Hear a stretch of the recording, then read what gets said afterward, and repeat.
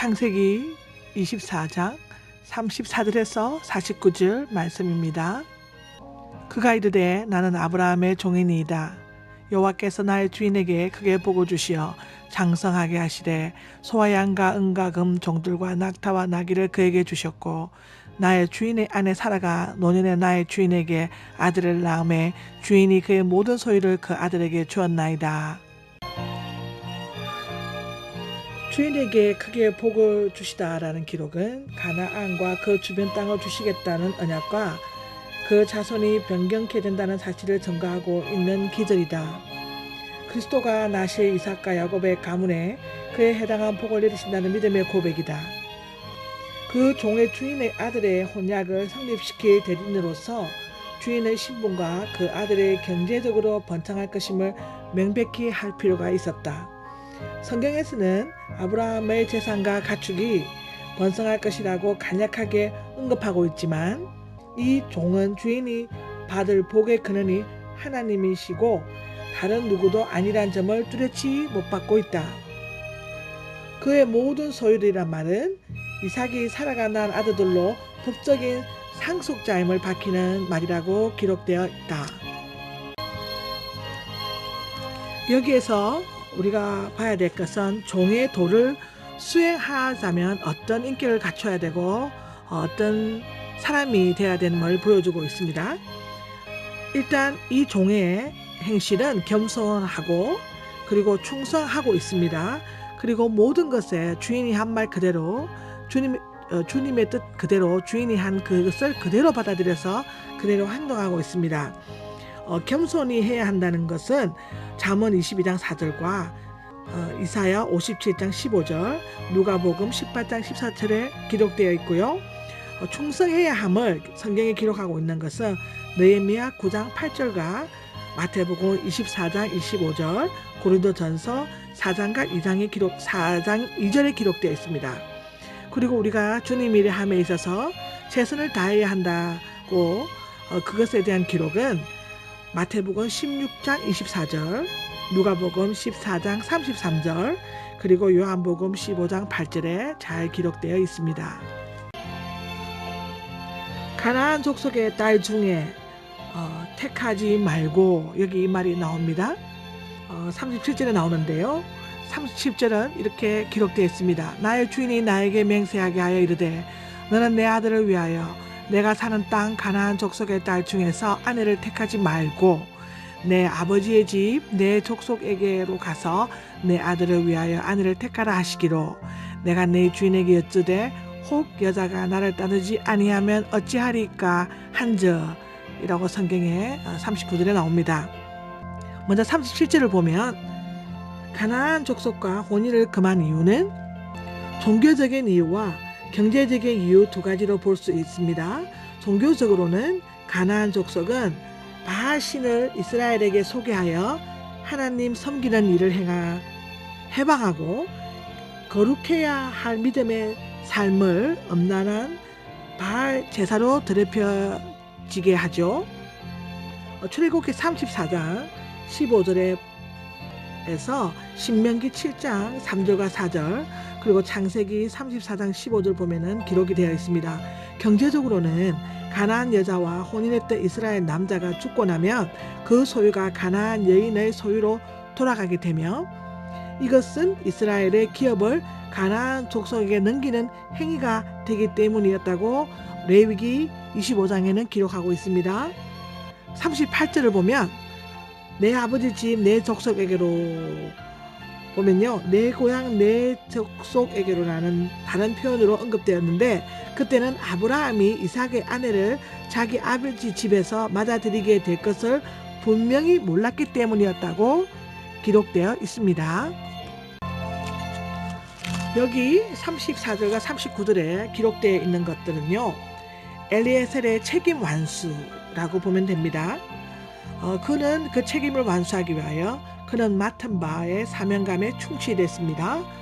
그리고 그는 이름도 없고 빛도 없이 충성하였습니다. 자기를 내세우지 않았다는 것이죠.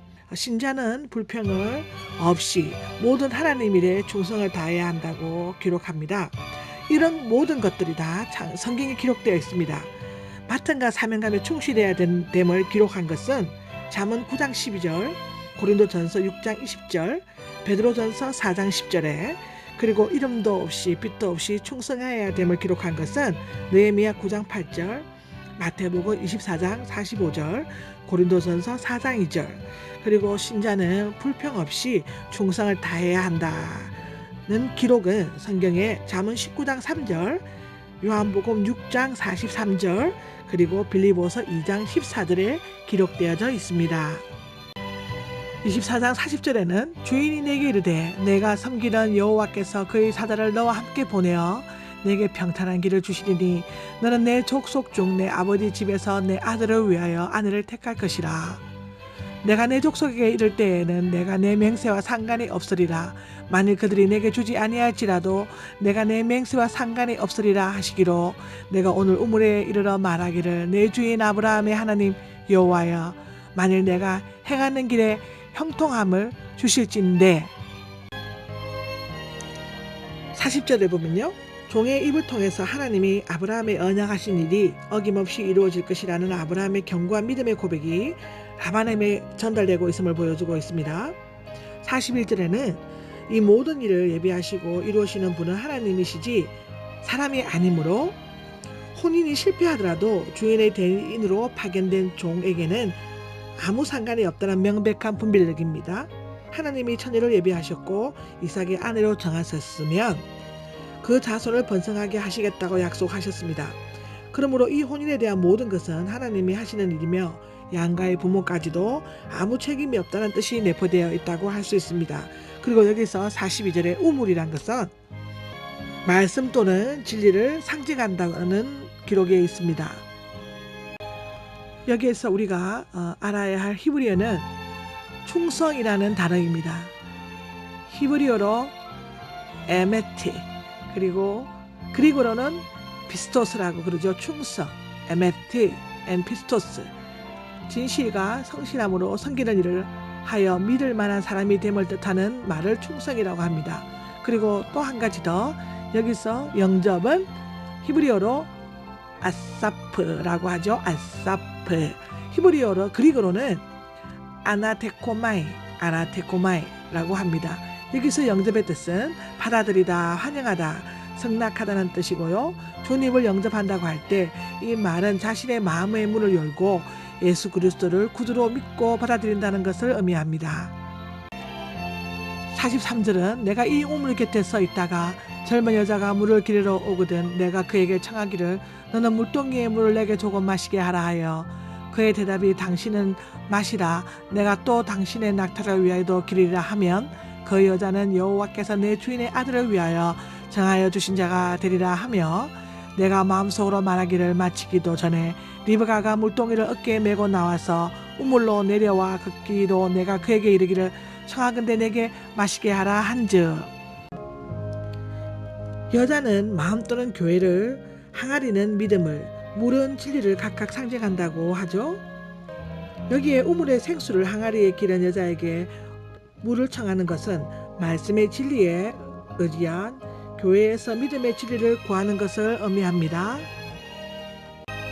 46절 그가 급히 물동이를 어깨에서 내리며 이르되 마시라 내가 당신의 낙타에게도 마시게 하리라 하기로 내가 마시매 그가 또 낙타에게도 마시게 한지라 내가 그에게 묻기를 내가 네 딸이냐 한즉 이르되 밀가가 나홀에게서 낳아 부두엘의 딸이라 하기로 내가 코고리를 코에 개고 손목고리를 그 손에 끼우고. 네 주인 아브라함의 하나님 여호와께서 나를 바른 길로 인도하사 나의 주인의 동생의 딸을 그의 아들을 위하여 택하게 하셨으므로 내가 머리를 숙여 그에게 경배하고 찬송하였나이다. 이에 당신들이 인자함과 진실함으로 내 주인을 대접하려거든 내게 알게 해주시고 그렇지 아니할지라도 내게 알게 해주셔서 내가 우로든지 하로든지 행하게 하소서. 내 동생 이 말은 앞에서 마찬가지로 친족이라는 뜻으로 쓰여 있고요. 49절에 좌우간 행하게 하소서 이 말 뜻은 하나님의 모든 언어와 아브라함이 전하고자 하는 뜻은 그의 종을 통해 라반에게 전부 전하였으므로 이제 리브가의 집안에서 결단을 내려야 될 때가 되었다는 것이죠. 하나님의 역사하시는 손길을 그 종이 확신하였듯이 그들에게도 생생하게 실감되어야 했습니다. 하나님의 섭리는 인자와 진리와 같은 명백한 징표로 표현되어야 했죠. 사람은 하나님의 가르침을 받아들이지 않으면 하나님에 대해서는 물론 자기 자신에 대해서도 진실할 수가 없습니다. 이에 종은 그의 주인의 하나님의 언약이 실현될 것을 확신하면서도 담담하게 리브가의 가문의 결단을 요구하고 있는 것입니다. 네, 여기에서 결론은 이렇습니다. 하나님의 뜻에 따른 결혼을 하기 위한 이 모든 것들이 절차를 밟는 것이죠. 여기에서 보면 외모가 우선시되지 않았고요. 외모에 대해서는 아무런 어떤 기록이 없습니다. 그리고 이것을 함에 있어서 기도로 준비했고요. 그리고 하나님의 인도하심을 받았다는 것이 무엇보다도 중요하죠. 우리가 하는 일이 아니라 모든 것이 하나님의 뜻에서 하나님의 시간에 하나님의 순서대로 하나님의 법칙대로 이루어진다는 것을 우리가 깨달아야 합니다. 이 모든 것들도 성경에 다 기록되어 있습니다. 외모를 우선하지 않았다는 기록은요.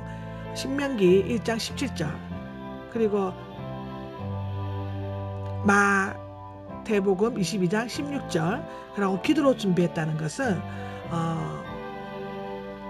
데살로니가 후서 3장 1절에 나와 있고요. 하나님의 인도하심을 받았습니다. 이 말은 잠언 18장 22절 디모데전서 3장 12절 그리고 히브리서 13장 4절에 기록되어 있습니다. 아멘.